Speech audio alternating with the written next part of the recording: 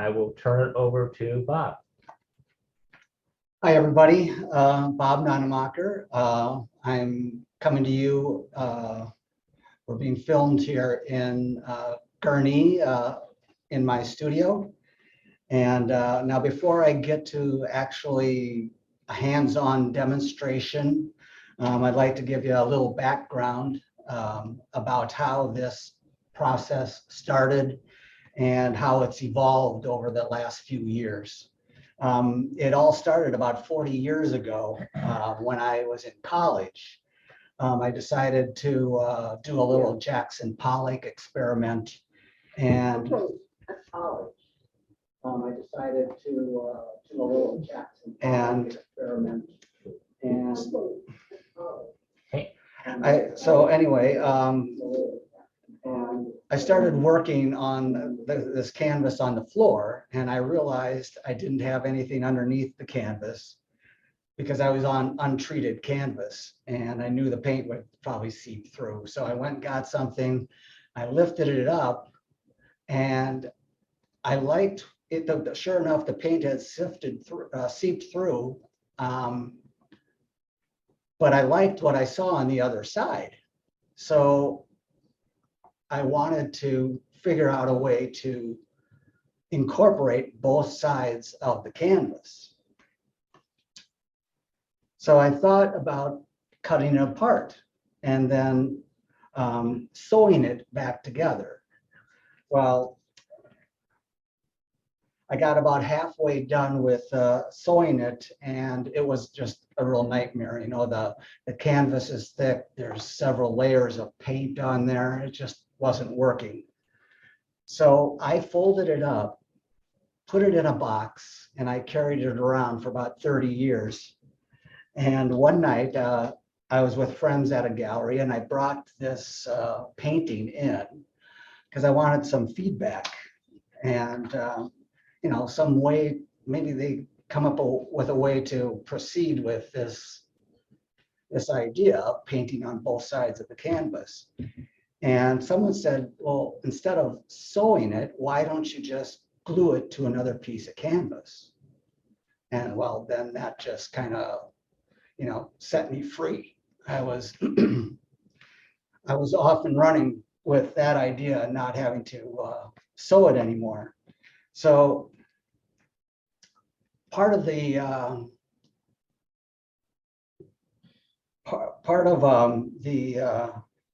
process is when I paint on both sides, I use two different techniques. On one side, I use a dry technique, like paint right out of the can or the jar, and the canvas is dry. And on the other side, I flip it over and I wet the canvas. Just, you know, I get it very, very wet. And so then when the paint hits that canvas, you know, the paint tends to splay and mix together, and it looks completely different than the dry side.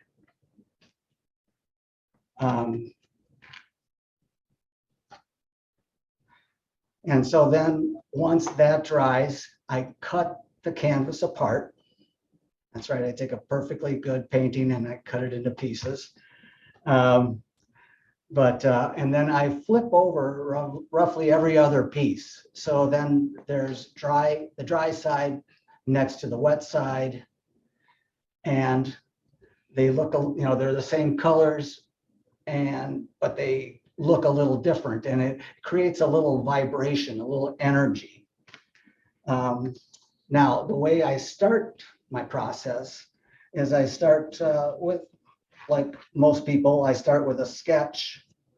And here's my little sketchbook. But this is the painting. Hold it up this one. That one? Yeah, that's better. Okay. This is the painting I'm going to be demonstrating tonight. Here's my pencil drawing. And then I usually do a color study as well. Can I ask a question? Uh-huh. Can we bring the artist full screen? I have mine all in different squares. Can we bring him up full screen? He should be full screen. Change your view to speaker view. Speaker, gotcha, sorry, I'm dumb. Sorry about that, guys. Carry on. Oh, much better, Bob. Now we can see I can see everything. That's better. All right, great. So now where does my inspiration come from as far as my sketching and my paintings? When I started to do the splatter and drip technique, I decided I wanted to try and control the process a little bit. Rather than do free form, I was trying to get it down and put it into straight lines and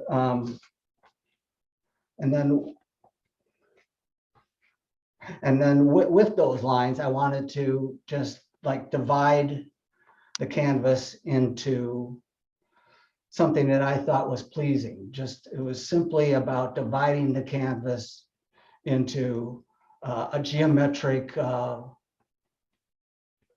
with geometric shapes in a pleasing way. Right here is one of my early pieces. This is called 160, just simply because it's got 160 pieces to it. And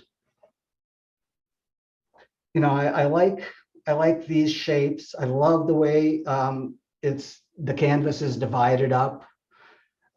Another thing I really enjoy about paintings, just even in general, is I like negative spaces. I like looking at those. I think that's all cool as well. And what else? So now I started to experiment with I call it my both sides process because I'm painting on both sides. But I started to experiment. For instance, let's see, this piece here. Yeah. Well, no, go ahead. Go ahead. This piece here is called Summer in the City, and it's part of my city series.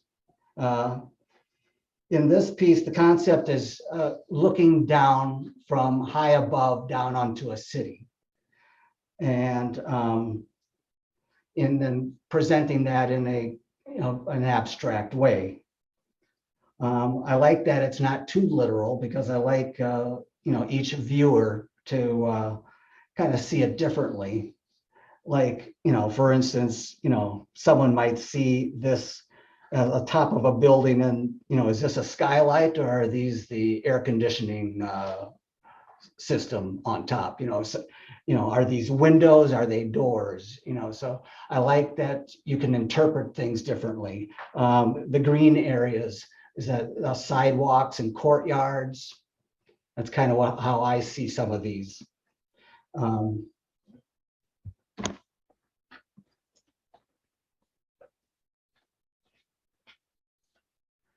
So then, once, I'm sorry.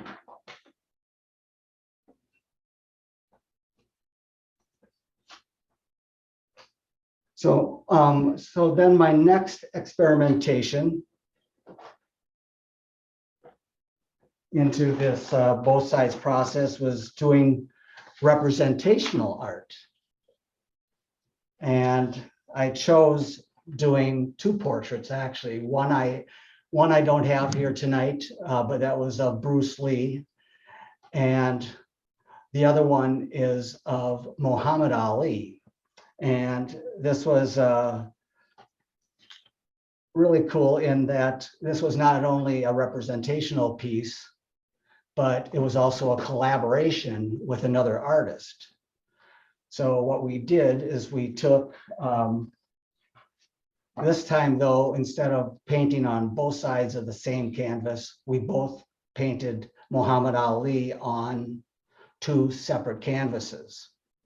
I drew the pencil drawing on each canvas and then gave John Kirkpatrick, as the other artist, I gave him one to paint. And these are the, this is John's version right here. And this is my version right here. And so then we cut both apart. And here's one version. Yeah, so we ended up with two paintings at the end. And here is, a picture of one of them and how it turned out.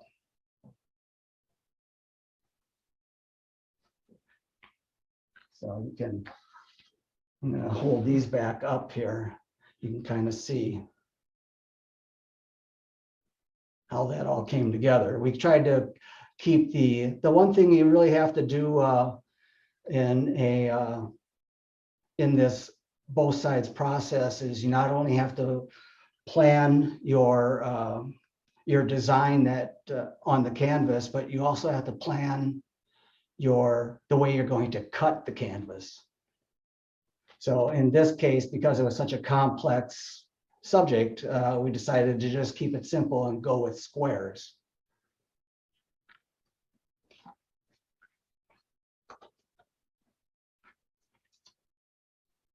Another variation of the both sides process came when I decided to just, I did a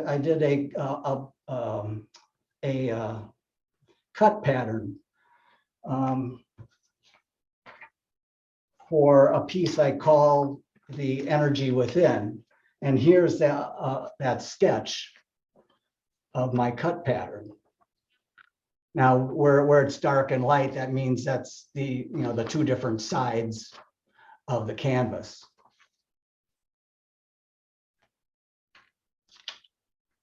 And so as far as what I painted, I decided to just try to throw the paint onto the canvas from the middle out. That was my only objective. I didn't have any lines going on. It was just really trying to create this energy from the middle out. And I did that on both sides of the canvas. And then I cut it up in this pattern right here.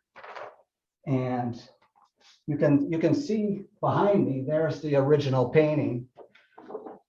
Not sure how well you can see it, but right here is a picture of it. So you can kind of see even the cut pattern radiates out from the middle. And so that was the whole idea of this painting.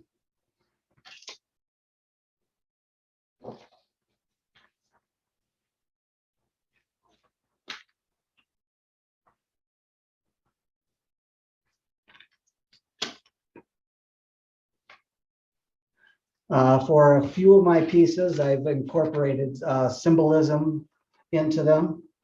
For instance, on one painting, I found out that in Native American cultures, sometimes they will denote the 4 cardinal directions using color. And I thought that was a pretty cool idea, so it inspired me to do a painting. And I call it North, South, East, West. And here is this piece right here. The white is north, from where the cold winds come. Yellow is south, from where the warm winds come from. East is red, where the sun rises and the day begins. And the west is black, where the sun sets and the day ends. And then I added the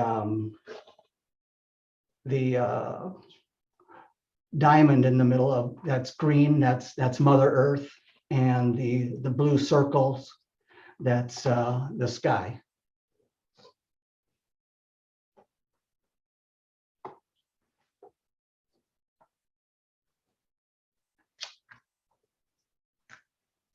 Now we can start getting to the kind of the demo portion of things here. Like I said, I start with a sketch. I have a little bigger version of the two sketches I showed earlier. Here's the pencil sketch, and this is what we're going to be working on tonight. And this is the color sketch.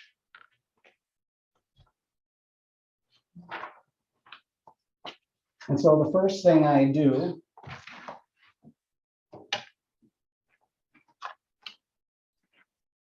is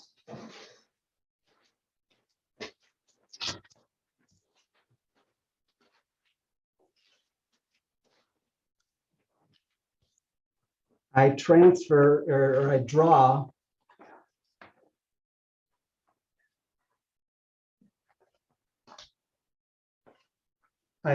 the design onto a piece of tissue paper, a piece of tracing paper, I guess, really. What? You're off this camera. Okay.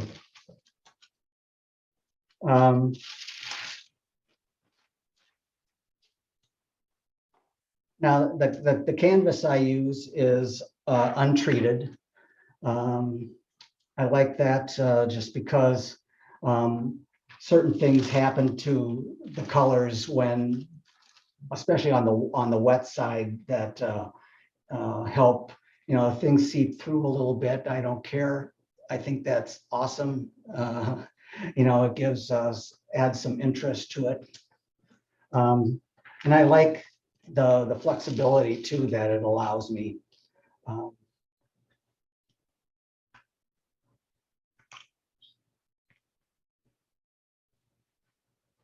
Let's see. So now, how do I, the next thing I do is I need to get this drawing on tracing, or on tracing paper onto my canvas. And so I do that by using what's called transfer paper. You can get it in all sorts of colors. It's kind of like the back in the day when we had carbon paper. It has an ink of some sort on one side, and then you put it underneath, draw on it, and it'll transfer the image or the impression that you. Oops, I'm looking for my pencil here. It'll transfer onto the canvas, and it works pretty well.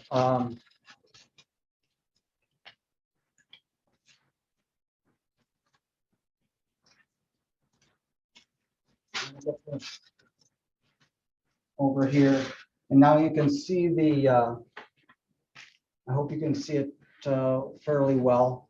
The canvas has the design on it. I did that ahead of time, of course. And of course, I have to now put it on both sides, right? And the trick is trying to get it in the exact same spot on both sides. Like this, these lines here have to, match up perfectly. So the way to do that is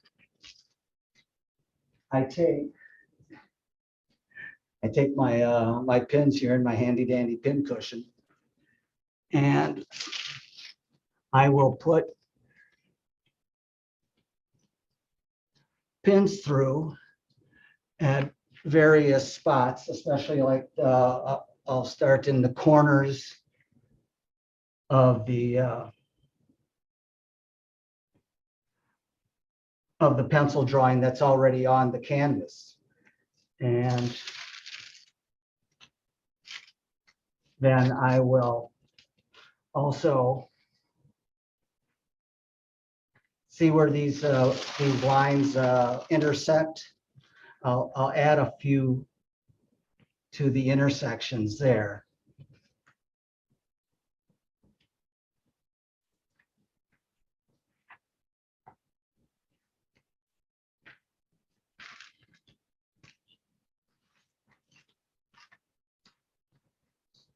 Once I have a few of these in, I can match like this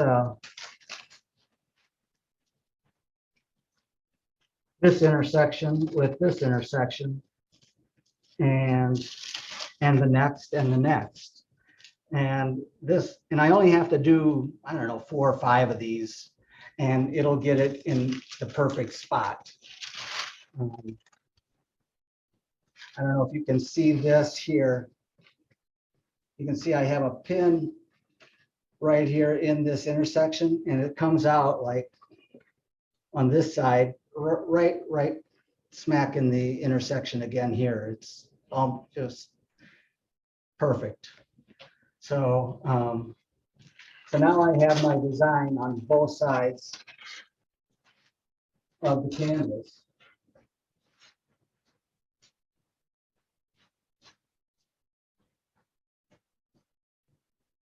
And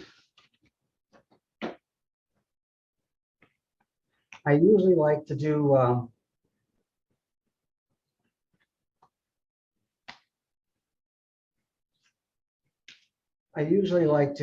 do the dry side first.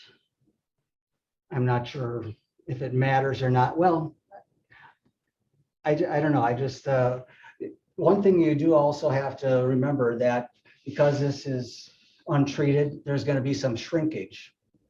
And it usually shrinks in one direction more than the other. So I like to get the dry side done first before I totally, wet the canvas. All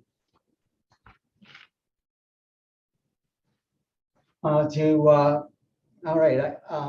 The one thing I really do also is I have to prep the paints before I start, because I want to, I don't want to be stopping and starting. I want to make sure that all the consistency of the paints is good. I want to know which colors I'm going to use, because now in my color sketch here, for instance, this red, I don't just put down, one color of red. Each of these colors is made up of 5 or 6 different colors. And in fact, I blew it up a little bit here, but here's my list of colors. And for instance, red. Red consists of a dark colonial red, an almond, then a bright red, an orange, and then black. So, and for instance, this bright blue color, for instance, I start out with navy, then dark gray, then bright blue, then light blue, then black, and then light gray. And I like to end with black and white, or black and one of the gray colors, because it gives a nice speckling effect.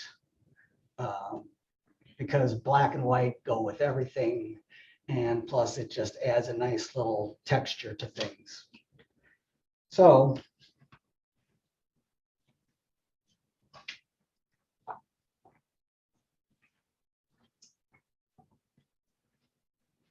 Another thing I like to do to differentiate the wet from the dry side is, on the dry side, I like to paint the inner edge, let's say, of a space, and just do the edge and feather it a little bit. And I do that for each one of these shapes here. And let's say we're doing the red. We're going to do the red colors here. Now the paints I use, I use a lot of store-bought, not art stores kind of paint. I use Rust-Oleum a lot, actually. It's an outdoor paint. It's very durable, and it's flexible, and it has a lot of nice colors available, without a lot of mixing and stuff like that. So I use that a lot. I do use your basic artist paints as well.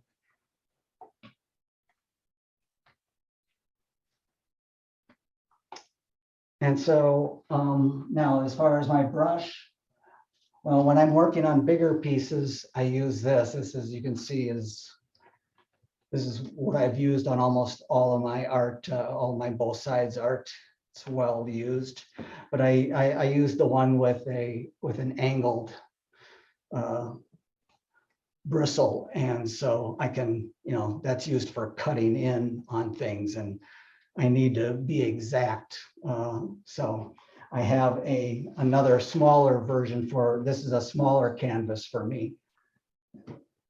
So I'm going to use this one here. It's just really just a regular painter's brush with the angled edge.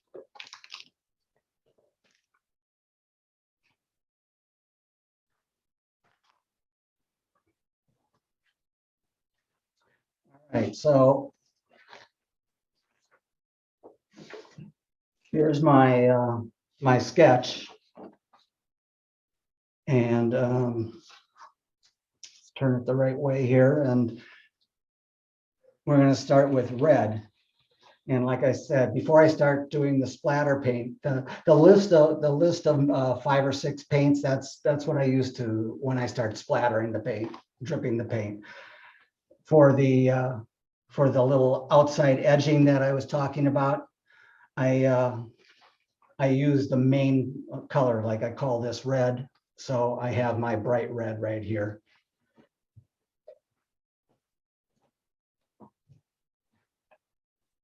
It's got a little water here. And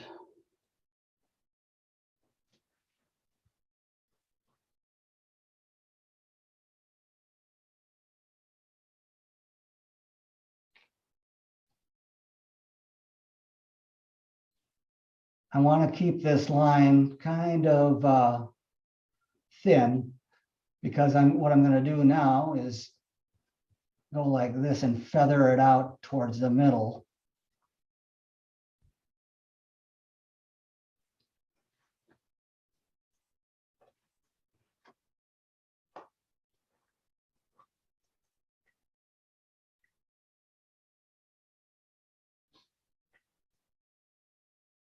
And I'm going to do it on each side of the shape. Even at the edge of the canvas here, I'm going to put a line, because I want, so what's going to happen is, on the I do the dry side, I do the inside edges. On the wet side, I just put some color down the middle. And so on the wet side, the edges are lighter. And so that'll also help give us another contrasting view of the dry and the wet.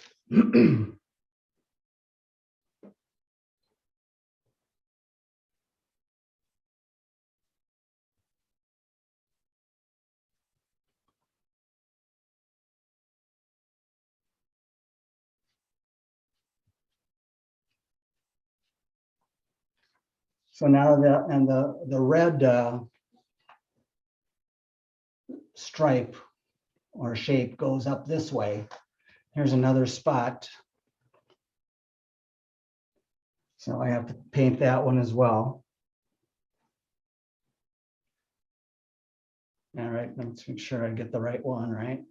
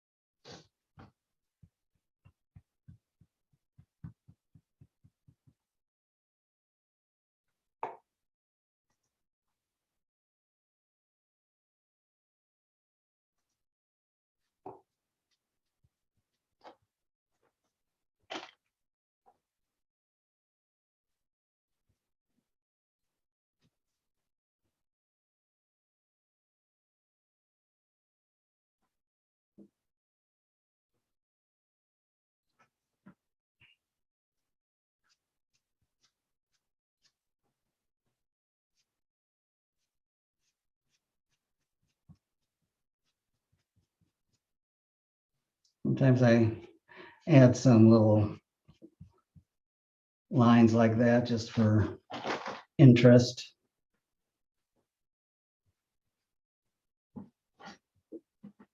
Is this acrylic paint? Yeah, it's, or, well, the Rust-Oleum is a latex. I don't know. And Yeah. the others, the other artist paints are acrylic.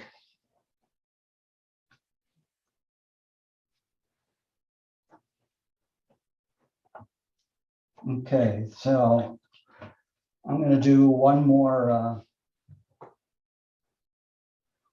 color here.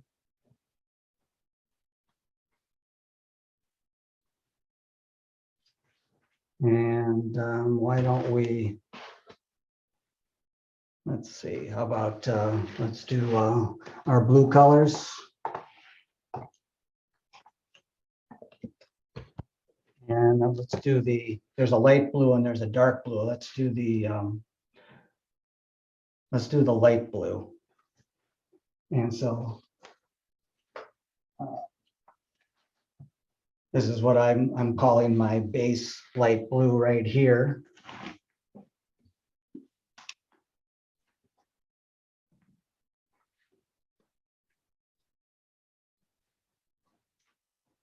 And all right, be this one right here.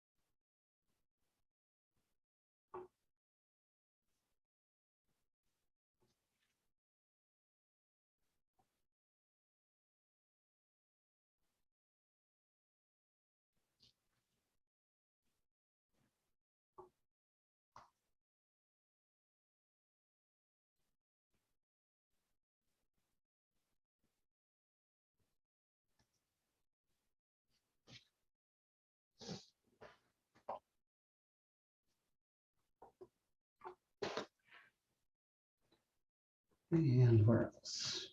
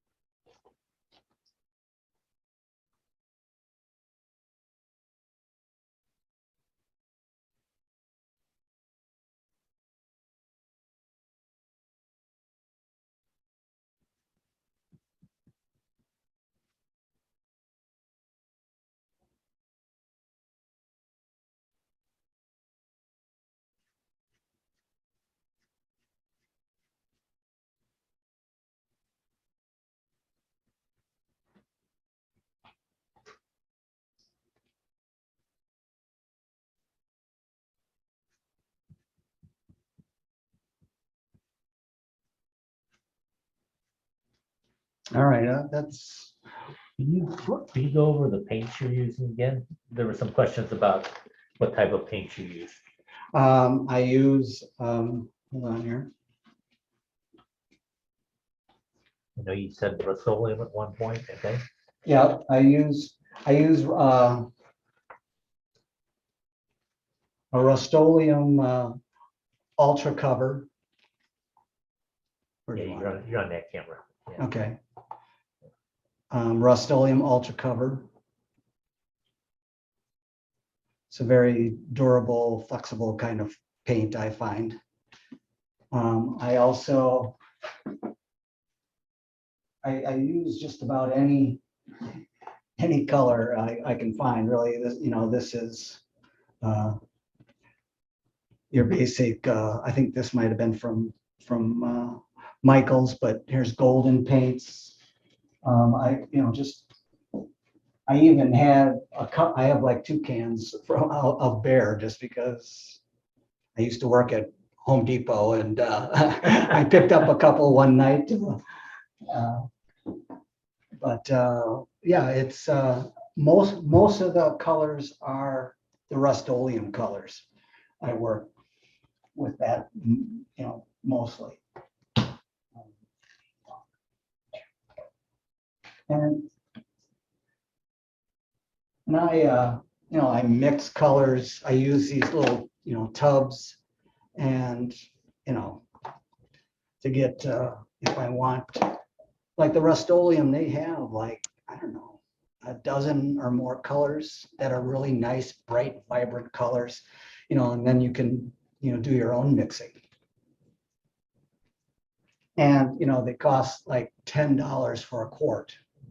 I remember when I first started this, I went to an art store to get a bottle of red paint, and that was red paint. That's like the most expensive one. The red, I think, it was like $60 for, a jar, maybe a little bigger than this. And so, that's why that was first why I started using the Rust-Oleum. And then I got to a point where I really liked how they worked. So now so just to show you, I've already done a version of this painting for you, so I could take pictures. Here's what the dry side is going to look like once I do this outlining.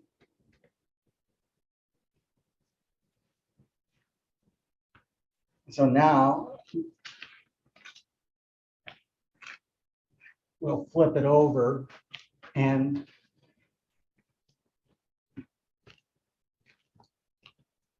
we're just going to do the wet side. And the way I wet my canvas is I just take a spray bottle and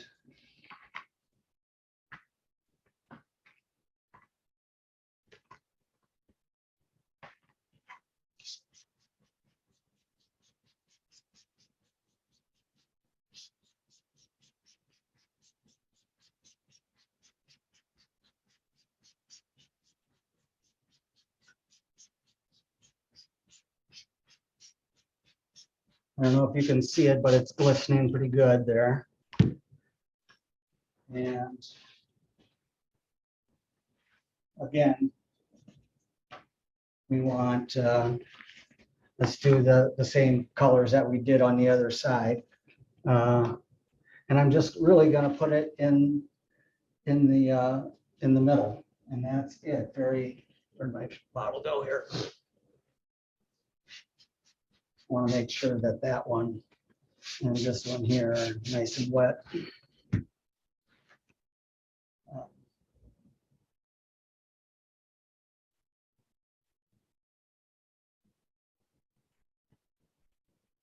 I don't want to put too much on it because I want some canvas to show through between the other side, which is along the edges, and this stuff in the middle.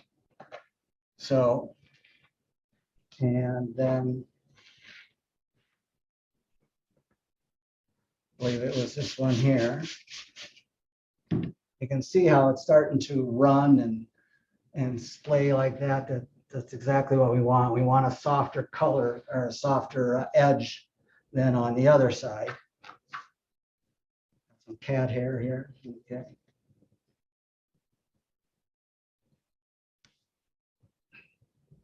And really, that's all that is. That's all it's needed right here is that little bit. All right.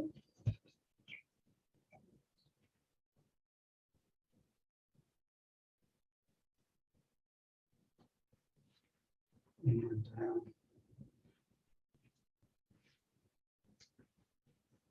our blue.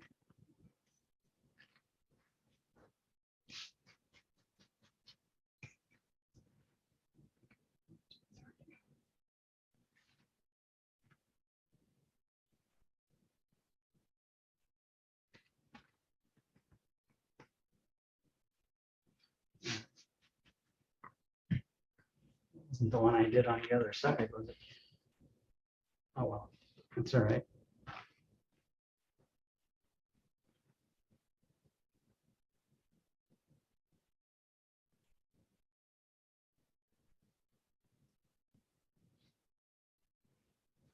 So, and this is going to be what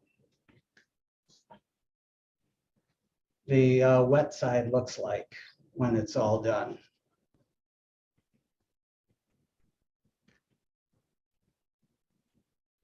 Or, you know, when this part of the process is all done.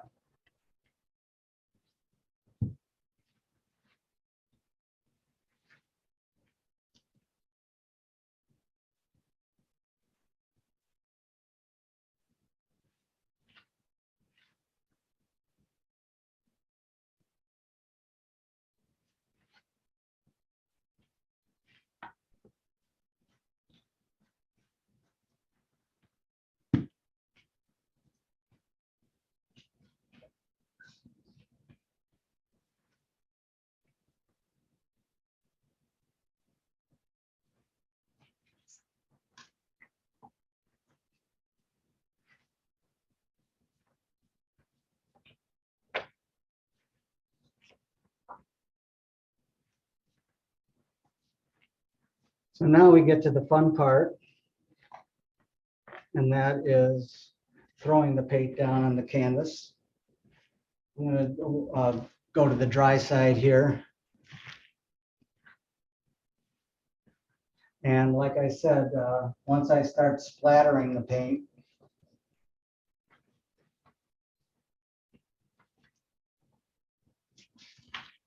it takes like 5 or 6 colors to make this red, okay? And so I start out with colonial red.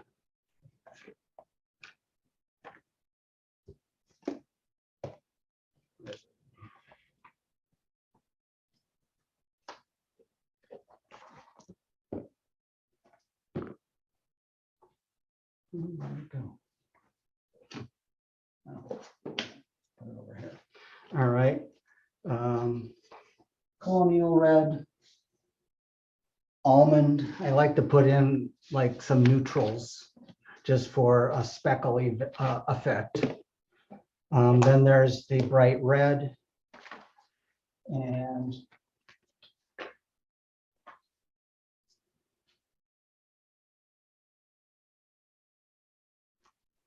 orange and black. These are the colors I'm going to be using on the red. And given the size of this this painting, I'll use a brush. I'll use the smaller brush. On my big canvases, I'll use this 2 or 2.5 inch brush. And so, as I mentioned before, I like to have like all my colors ready to go, all right here. So I can just now open these and start splattering and change colors, and so that they can all, you know, so one isn't drying, but while I'm preparing another color, I like to have them all ready to go all at the same time. So we're gonna just start the, and I like to come at it from different angles. So the splatter isn't all the same direction.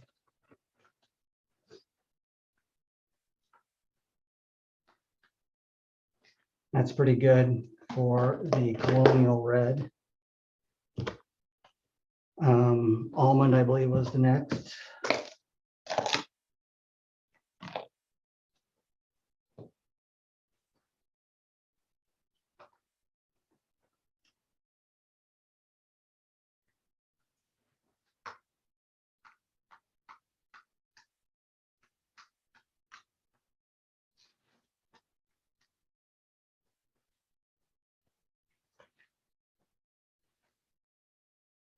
Want to make sure I get a nice sparkle.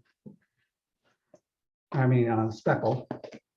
Now, one thing I did, or that I do, I've been doing lately, especially with a complex design like this, and I'm not doing it so much tonight, just because it takes a while to put them down. But I have these pieces of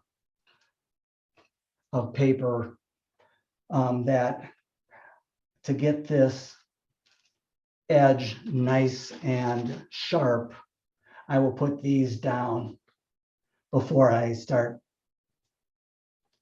splattering the paint. But in the name of time, I decided not to do that. I have these pieces of paper that are, some have rounded edges and straight edges. And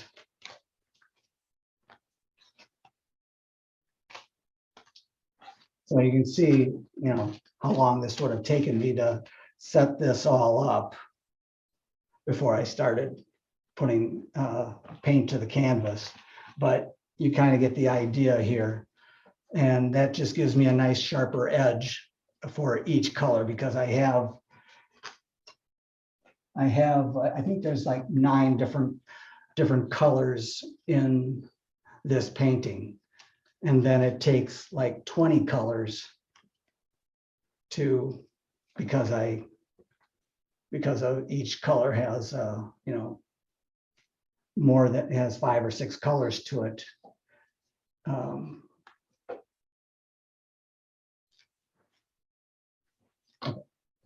Sorry, lost my track of my track of thought there.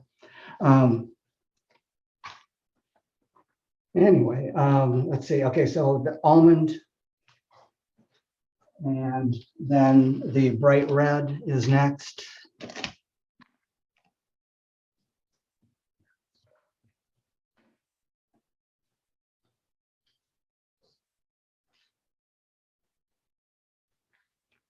So I think when I did the first version of this painting, it took me probably about 4 hours or so to apply all these paints on one side of the canvas. Maybe it was more like 3, and then it was more like 5 or 6 to do both sides of the canvas. So it's kind of each stage takes quite a bit of time.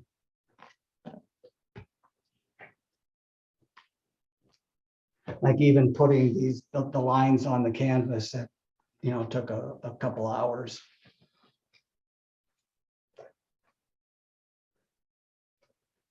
And then I believe orange is next.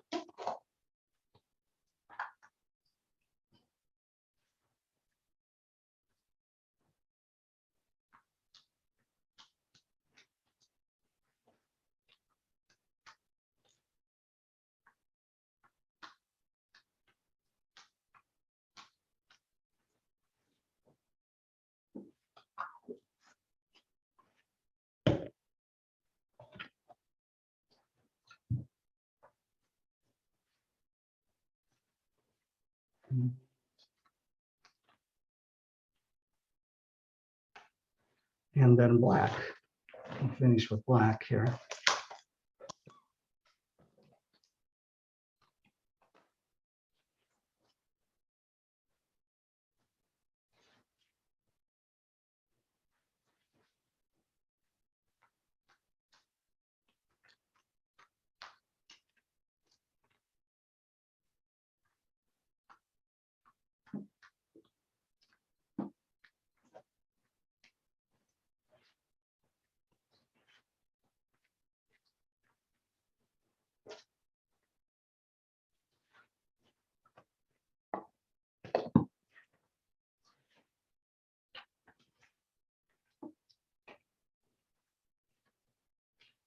Let's do a little bit of the blue too.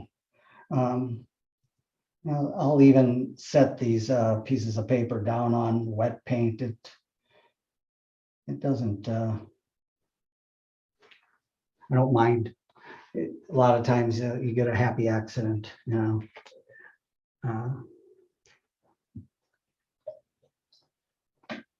It's not a precise way of painting, you know, which is kind of nice.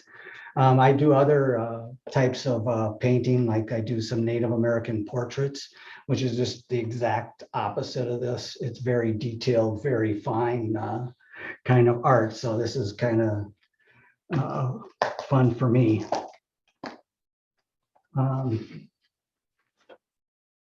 So light blue, we start out with the bright blue, the darker.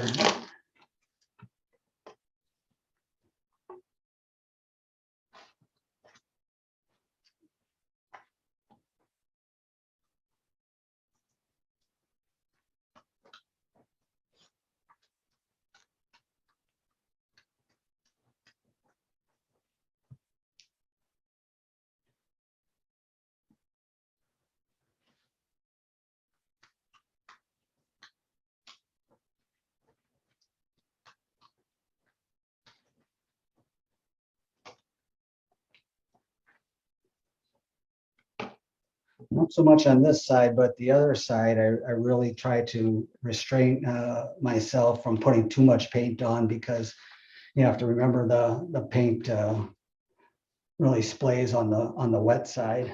The dry side, it pretty much stays where you throw it.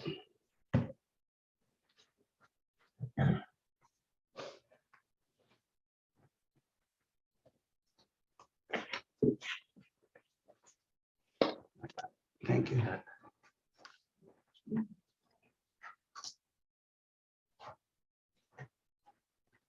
Looking for white here. There we go.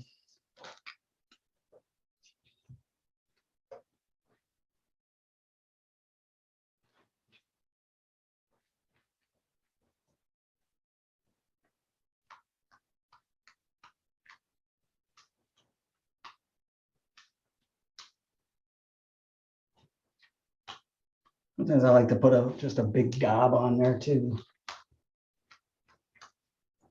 Get little different textures in different parts of the canvas.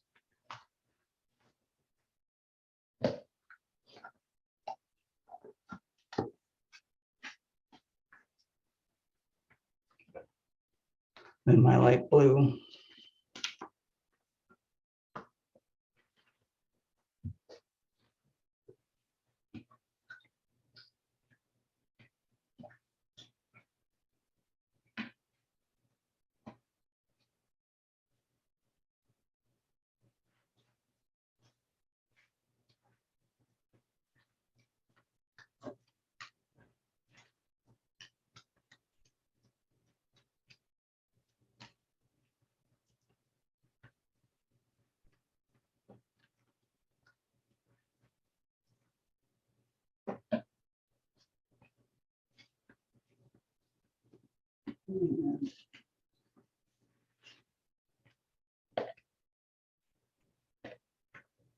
Now some black.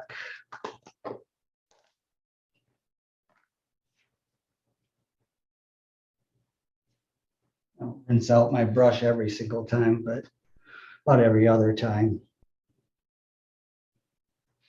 I do wipe it off.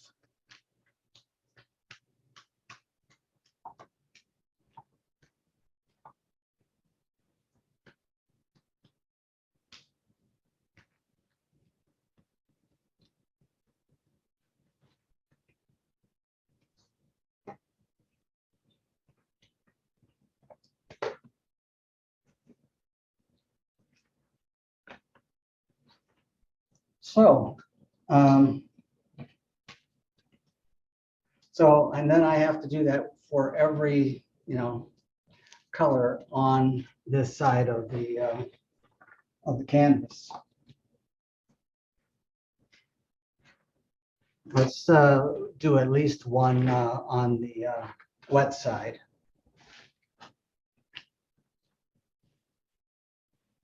So you can see some of these have started to seep through, which is fine by me. It's a cool texture. But let's do this red.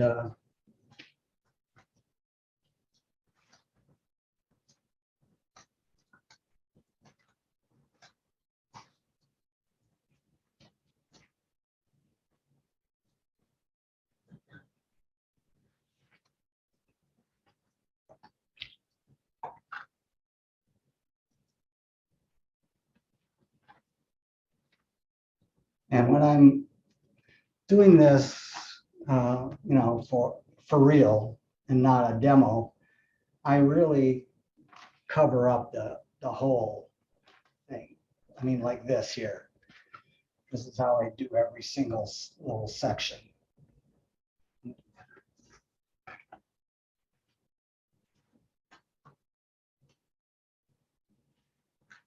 So here's our red on the wet side.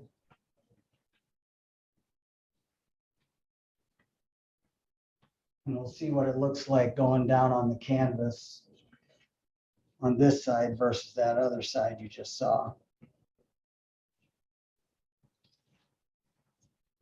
And I believe it was colonial red, right? We start with.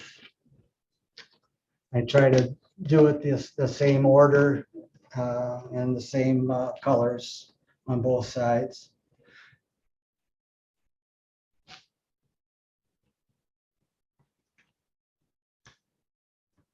And I'll usually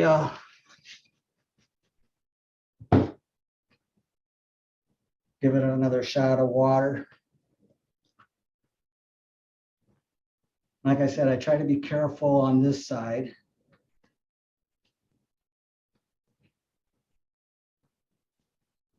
That'll be good. I mean, we got four or five more colors to put on here, so I don't want to put too much on.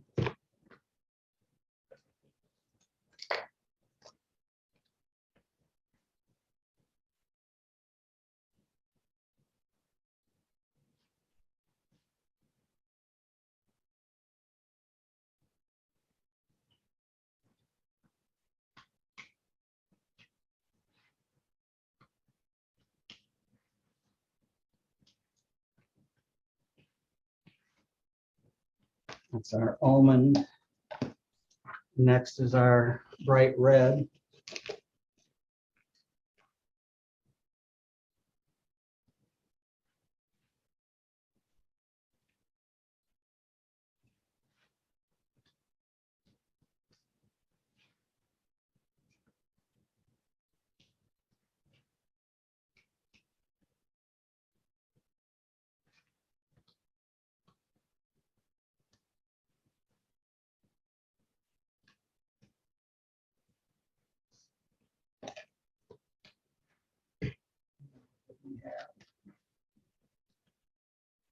Orange and then black.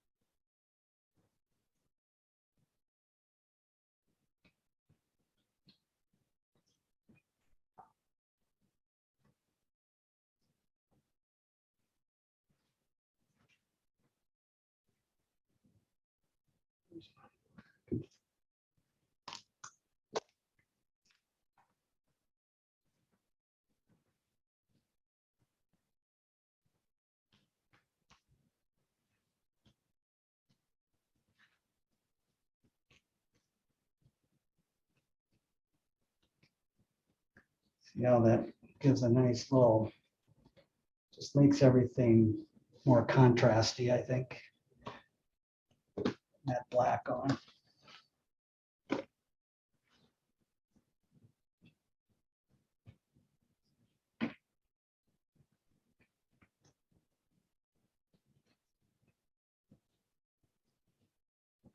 Okay, so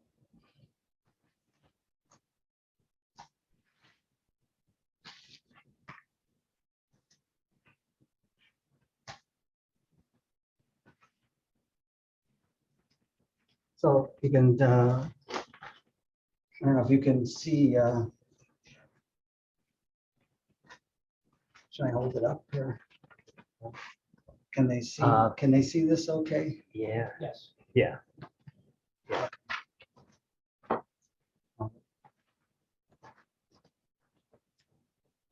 Where are we for time? We're at rate. Okay. All right, so like I said, I've done this painting. Where'd my other one go? Here it is. I've got a completed one, well, almost complete. Done. And this is what the dry side is going to look like. One, almost complete. And right here is the wet side. And this is what the dry side is going to look like. What the hell right One, almost complete. And right here is the wet side. And this is what the dry side is going to look like. One, almost complete. And right here is the wet side. And this is what the dry side is going to look like. So now I'm going to put this somewhere here. I'm not sure where.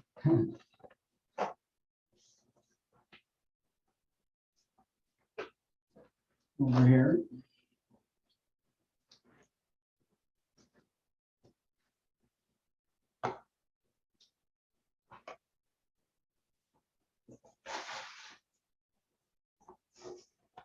And I'm going to grab this almost completed one. I say almost as I've got all the colors down. I've got almost all of it cut into squares here.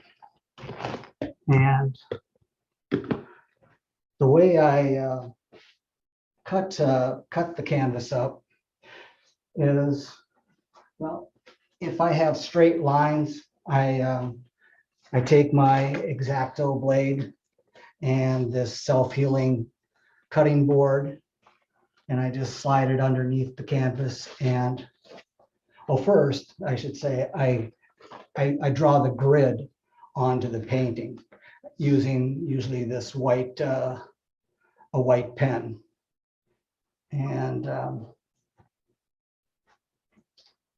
a nice metal straight edge. So then,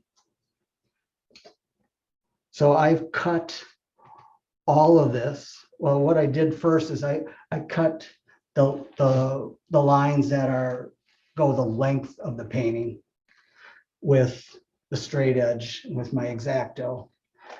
And then the next ones, it was just, I think, easier to use my scissors. And you got to have a great scissors. You can't go get a $10 scissors. This is, I don't know, $30, $40 scissors. And because to cut through the canvas and all that paint Are is those quite a scissors- workout. Are those scissors probably something you'd want to get at like a fabric shop?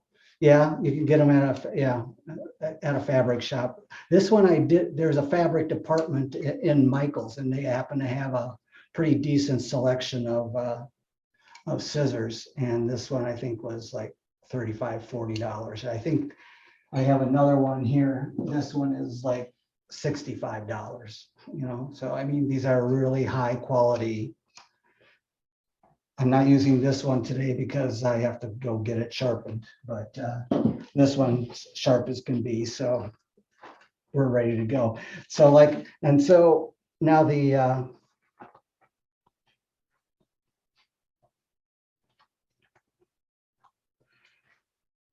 so like I said, I cut these long lines first, and then I picked up each one and then cut each short one. And I've left a couple here at the end just to show you. And then I just place it, and you want to have the canvas that you're going to be gluing it to underneath this, because you don't want to have to like transfer this to the canvas. That would just, you know, pain in the butt. So I just cut it and leave it in the same spot here.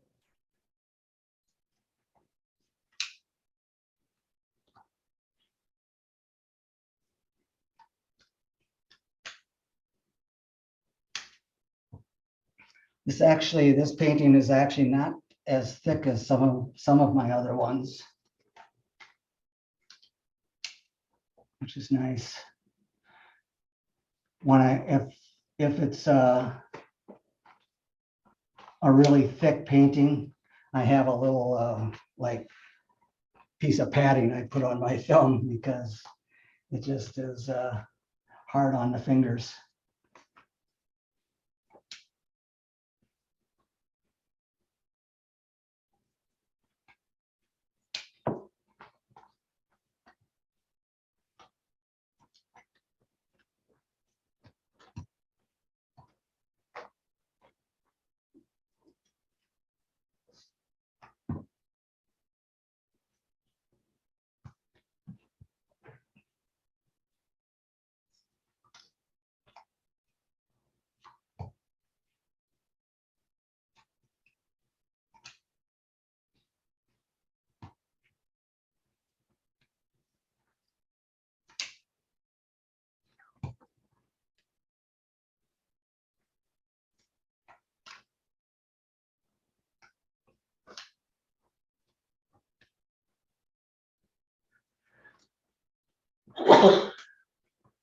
All right, one more piece to go here.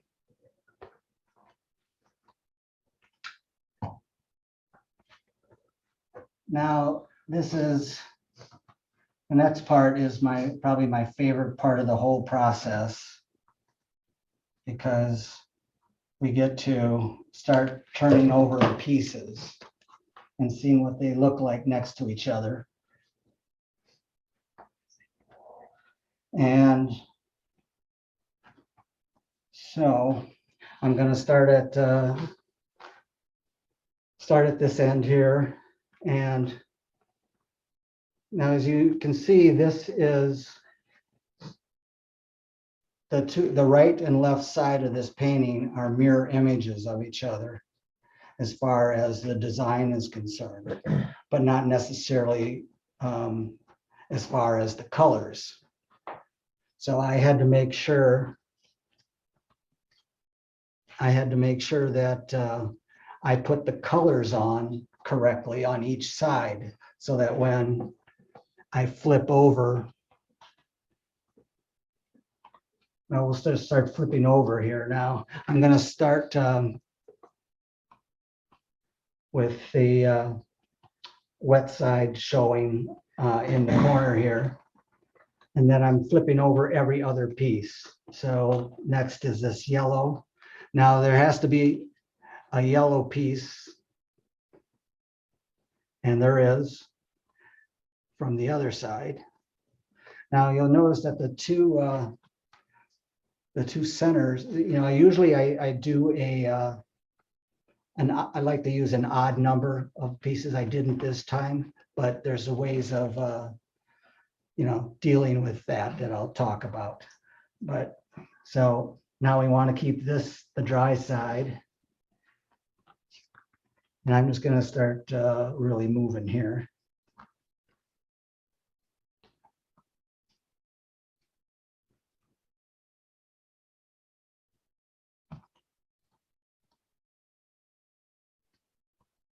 All right, so that's that. Okay.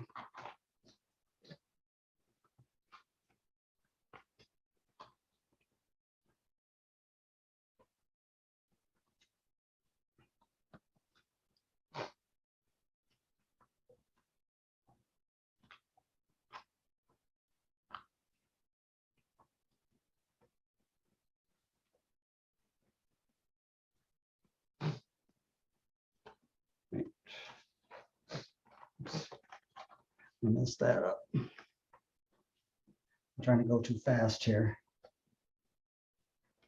This one.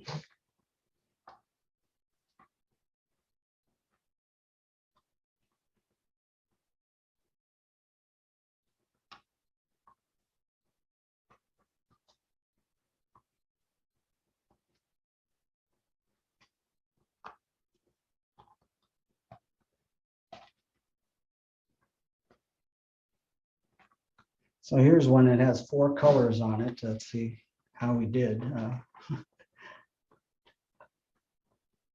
Yeah, we got green here and the purpley purple right here. So it turned out we planned it correctly.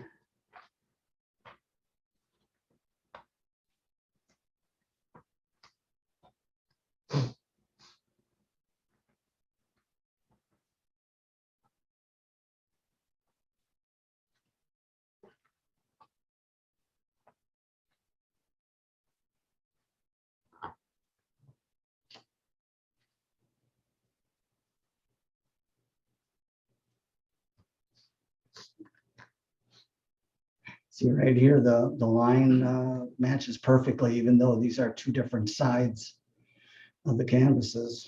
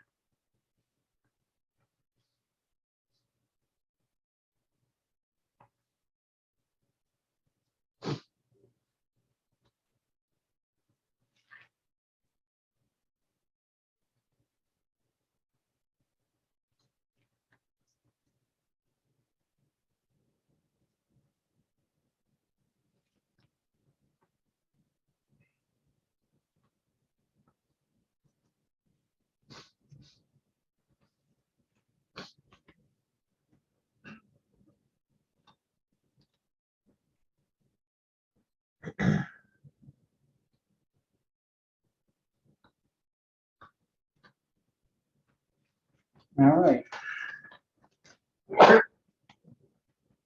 Now you can see some nice differences in the dry and the wet right in here. That looks really nice. Up here is another nice example of it. And I mentioned these 2 middle columns here. What we're going to do is we're going to cut those squares again. Sorry. Now, looking at this overall, we can see you can really see the There's one differences right in purple here. one. There's one purple and with the red in the corner that needs to be turned a little bit. It's not in the right place. Where? Farther Here? away, the farthest away from you. The second one from the end. No, the next one over, the other way. That one. That red spot is supposed to be where your finger is instead of, Oh, like this? yeah, Ah, thank you. type A. Yes, it goes perfectly now. Now, looking at this, I've had, I think, better contrast on on a lot of my other paintings. And I think the problem here is that these squares are too big for the size of this painting. And so the nice thing about squares is you can divide them up into, you can divide them a bunch of different ways. You can cut them into 4 more squares. You can see the little numbers here. That just is, side 1 and side 2. You can cut that diagonally. Oh, we lost a light.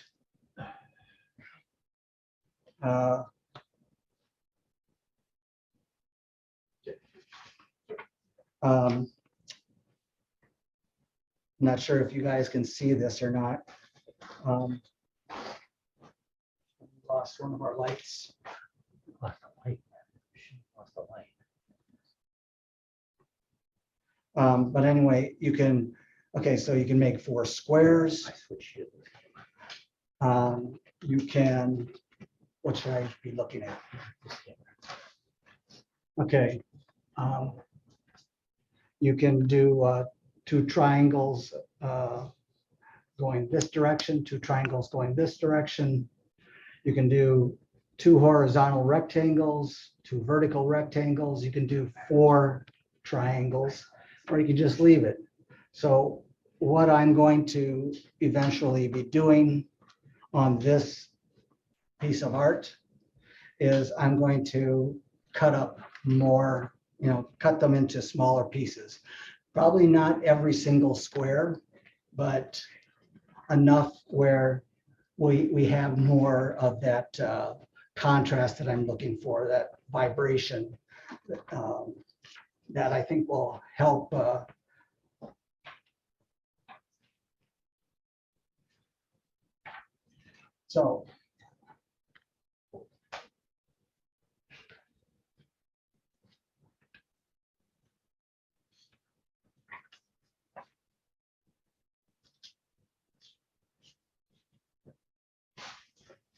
So now, let's just pretend this is what I'm going to be using.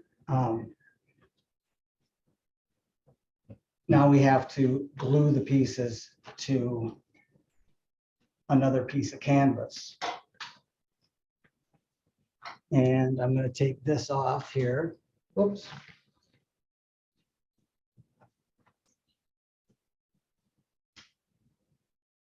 Oh.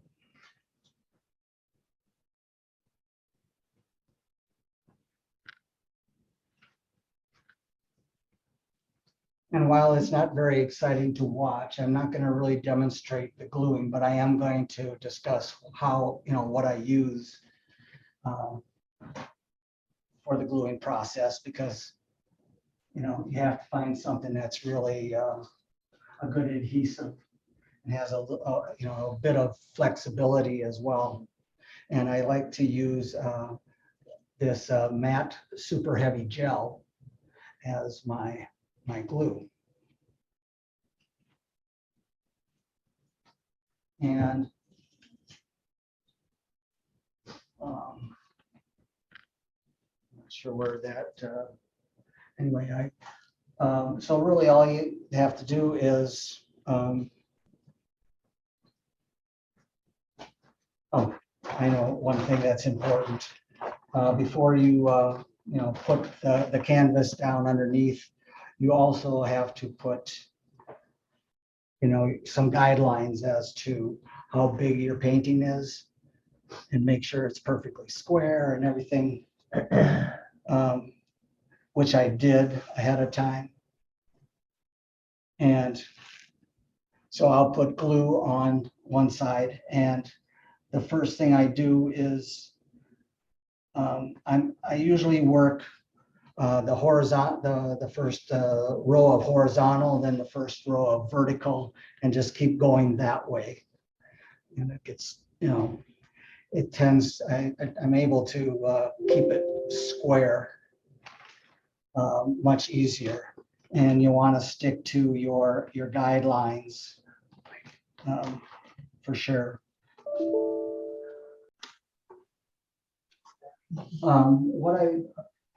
So now we haven't gotten this one, totally done. And so I'm going to work on this.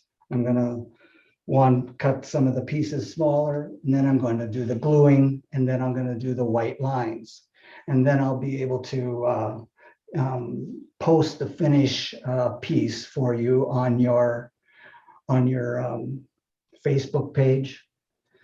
And what I'm going to ask all of you that are watching, what I would like you to do is to, when you see it online, when you see the finished piece online, please send me some comments, send me some questions, and send me an idea for a title. I'll have Lake County Art name this piece of art.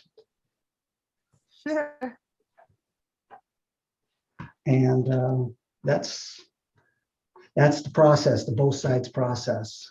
I'm not sure what. I have a question. Okay. The canvas underneath that you're gluing it to, is that the same cloth, soft, flexible canvas that you used on the top? Yeah, Clara? exactly the same. Yeah. Okay, thank you. And this is about I think a 12-point canvas. Mhm. So it's fairly thick. Anybody have any other questions? No. Okay, so like I said, I'll post the final piece. And also you can go to bobnonnemacher.com and look at some of my other artwork. And I really enjoyed this. Thank you for inviting me. I'm going to hand it over to Jeff. Oh, you would do that. Thanks, Bob. I think it's amazing what you've done, and you've done a good job of showing us what a difficult technique this is. Yeah, Very I know. impressive. Very impressive. Thank you. Thank you. Yeah, if you ever want to try one of these, the thing I would say most is at every stage, try to be as exact as you can, because with every little flaw or nuance that is not quite right, it builds and builds. And so I've learned over time how to minimize those. At what point did you decide to put white lines on it to divide it up? Or was that always in the plan?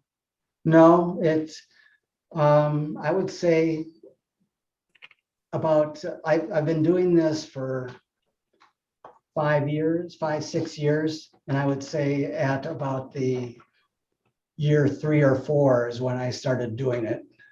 Uh-huh. And I also used to just put grommets in the corners and hang it banner style. And now I'm starting to frame my pieces. I actually have another piece right here that I talked about earlier. This is the energy within. Mm-hmm. And, Yeah. It looks like it had grommets on that one, but it didn't. it does. Yep, it does. I started to frame even the ones with grommets. So All right. It's beautiful. this is probably my favorite of the bunch so far. It's really beautiful. Thank you.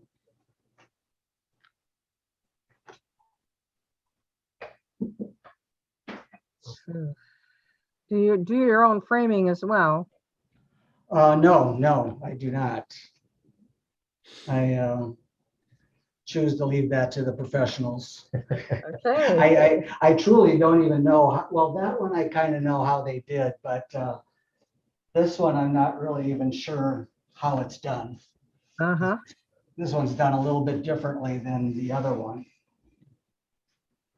So, Oh, it's a You know, floating. yeah, it's a floater It's a frame floater frame, yeah. and, you know, what it's attached to, I don't know. Mhm. Nice. Oh, that brings up the question I have. What do you use to attach these pieces? You reattach these to the canvas. Right. What sort of glue or something do you use? I missed that. I don't know. Oh, yeah, it's called matte super heavy gel. Oh, Liquitex makes a, okay, so that glues them. Liquid yeah, text. yeah, and glues it's, them down. Okay. Okay. I have All one right. question too. uh-huh. On your city one, how did you make the big thick lines that you have on that one? Yeah, no, 160. Is that beside you there? No? No. Let me just, it's right here. 160 didn't have lines on it. No, the city, the city one. Oh, that you oh, Oh, the did. city yeah. one. Oh, you got that one down there. Yeah, this one. You know what I did on this? This was all straight lines, so I just taped it off. First I did all the vertical lines. I put down a couple pieces of tape and, and then paint in between the two. All right, all right. I was wondering how you did that because it looked hard. Yeah, no, I mean, it was still hard, but it helps using the tape. And I have one more question. And Yeah. it's more of it's really because I'm curious, have you ever tried putting the other side of the design on by taping your canvas to like a sliding glass door so that you could just see through it? You mean because there's like Instead of going through all the agony of trying to put the design on the opposite side with the Oh, pins and the stuff, yeah. if you ever thought of just putting it on a window, whether you've tried that? I have thought about that, but I haven't gone beyond just thinking about it. I haven't really tried to Yeah, solve. it depends on, I'm sure it depends on how thick the canvas is, because I sew a lot, so I use a window quite a bit for doing machine Okay. embroidery. So Okay. Yeah, no, I haven't really tried to tackle that, but I have thought people have come up with similar ideas about, because like, for instance, they'll say to me, so you're saying there's another painting on the other side of this that we'll never see? And that's true, except for the ones where I paint on two different canvases. Does that happen? So what do you do with the other painting? The other pieces? Well, when I work on two separate canvases and I end up with two paintings, I have two paintings. Okay. I promote them and show both of them. Mhm. I don't know if I'll be able to do this here, but here's Muhammad Ali. And Oh, you can always, oh, no. just go down. Yeah, that's fine. You can take it. Ooh. Or you can take it off altogether. Yeah, I can do that. Now this one, we had two versions of this. One of them sold.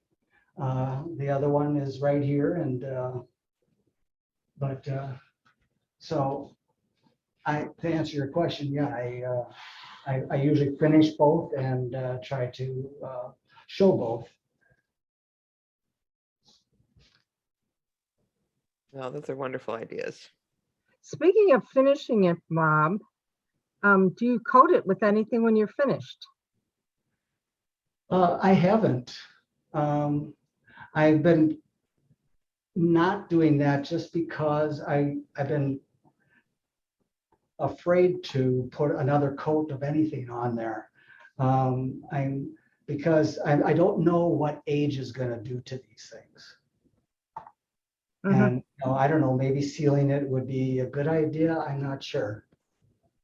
I probably have to ask someone that knows better than I do. Okay. It seems to hold together really well. Yeah, they do. They like this one is, I don't know, 3 or 4 years old. And it's still pliable and still bright and not fall. And I've never had a piece fall off. Mhm. So far so good. Yeah.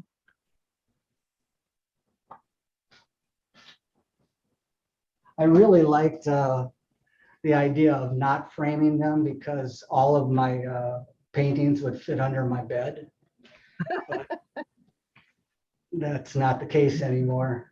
No. But It was that's a really good thing. nice. Yeah. Oh, I had one more question. It's about the, I lost it. I can't think of what it was. It flew my mind.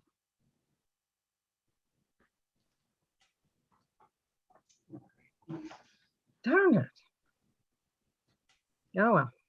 I'll have to send it to you after I see the video All again. right, yeah. Oh, yeah. did you show how you applied the glue?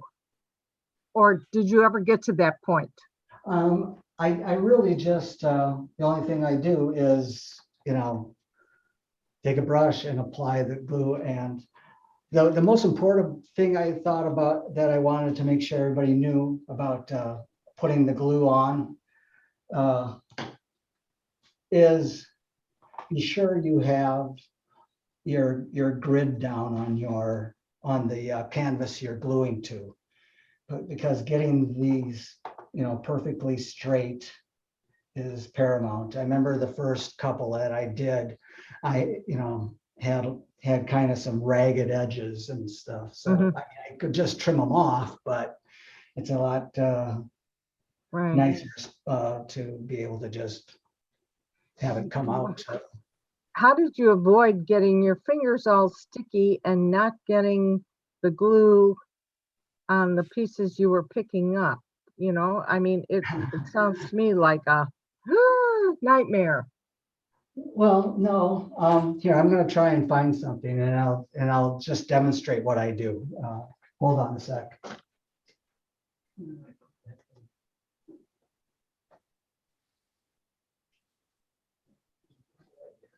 Facebook, you've seen Gail's thing.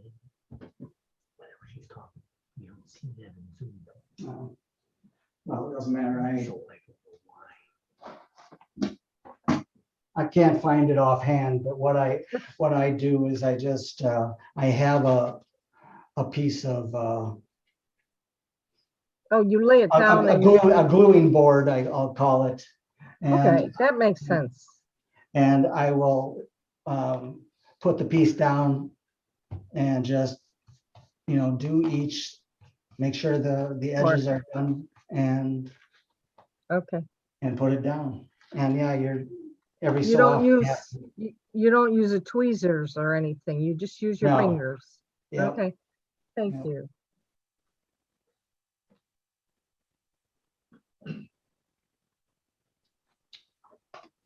Are there any more questions? Anybody? Nope. Everybody good? Everybody good? This has been amazingly wonderful. Thank you so much. One other question that I usually get is how long does it take, right? Oh, One of hours. these, well, yeah, it is hours, but it's like, over the as far as days are concerned, it's probably like 5 to 7 days between, right from the very first little sketch to the end. Yeah. Well, that's Ernie had- incredibly fast. Ernie had a question on what is the glue that you use? I don't know if you Yeah. said that when you were showing it. Yeah, So, it's matte super heavy gel. Okay. It's by Liquitex.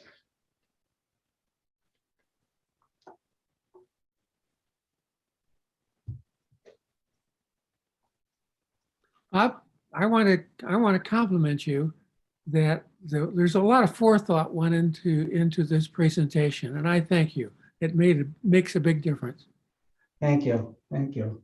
Yeah, it was, I didn't know it was going to be that tough to organize it, but I'm glad I had all the little props that I did. It's such a complex process. Yeah, now you're ready to take it on the road. Yeah, net right. I got it all ready to go here. And it definitely needs a little more polish, but Oh, it's wonderful, just wonderful. thank you for inviting me.